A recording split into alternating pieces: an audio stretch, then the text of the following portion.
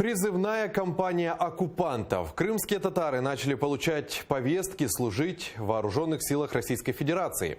Оккупационные власти полуострова планируют призвать в этом году более 2000 жителей Крыма. Между тем, Госдума России 4 апреля пока в первом чтении приняла законопроект, обязывающий призывников самостоятельно приходить за ними в военкомат. Как действия оккупанта оценивают в Украине? Елена Стасюк расскажет. Седьмой призыв в Крыму в ряды российской армии в разгаре. Крымские татары уже получают вот такие повестки. Там написано: за уклонение от призыва штраф до 500 минимальных зарплат или лишение свободы до 2 лет.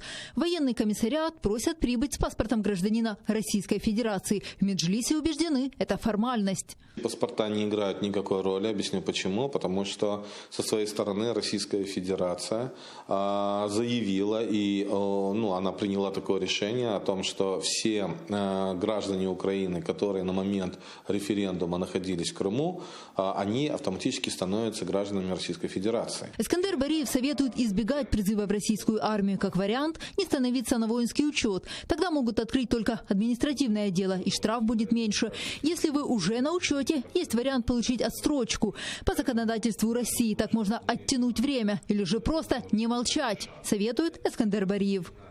На мой взгляд, здесь должна быть массовая кампания отказа, в первую очередь, коренного народа Крыма от службы в вооруженных силах Российской Федерации. Если это будет массовая, то здесь как раз-таки мы можем ожидать очень серьезную международную поддержку или международную реакцию.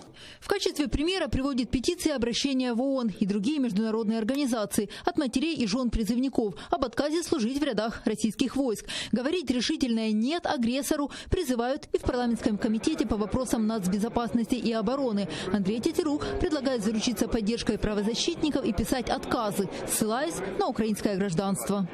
Тут треба робити все якнаймога відкритіше до юридичної площини, для того, щоб потім мати можливості обжалувати, оскаржувати дії Російської Федерації вже в міжнародних інстанціях. Це, на мій погляд, дуже дієвий механізм, який примусить Російську Федерацію потім ще відшкодовувати за завдану шкоду таким громадянам. Второй совет профильного комитета – выезжать на материковую часть, чтобы избежать призыва, так как он будет означать участие в боевых действиях на стороне агрессора.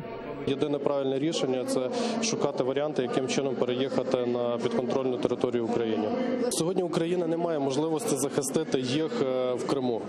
Сьогодні ми можемо захистити їх лише тоді, коли вони будуть перебувати на нашій території. Председатель Меджлиса Рифат Чубаров действия оккупантов называет военным преступлением и грубым нарушением международного права.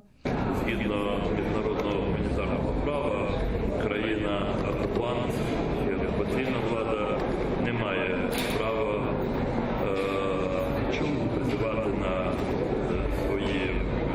призивати до своїх військ людей, які живуть на Це черговий злочин Російської Федерації. Доказательства по фактам принуждения крымчан к прохождению военной службы в армии России уже собирает прокуратура Автономной Республики Крым. Дело возбуждено по статье «Нарушение законов и обычаев войны». Прокуратурою Автономної Республіки Крим здійснюється процесуальне керівництво у кримінальному провадженні за статтею 438 Кримінального кодексу України. Санкція цієї статті передбачає позбавлення волі на строк від 8 до 12 років.